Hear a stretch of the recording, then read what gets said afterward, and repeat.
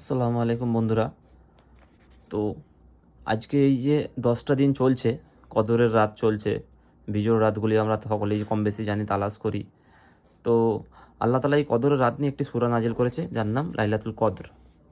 তো আল্লাহ তালা প্রথমেই বলছে, আমি এই রাত্রে কদরের কদরের রাত্রিতে কোরআনকে অবতীর্ণ করিয়াছি। ইন্না আনজালনাহু ফি লাইলাতিল কদর। তারপর বলছে, আর আপনি কি জানেন কদর রাত কি বস্তু? কদর রাত 1000 মাস অপেক্ষা উত্তম।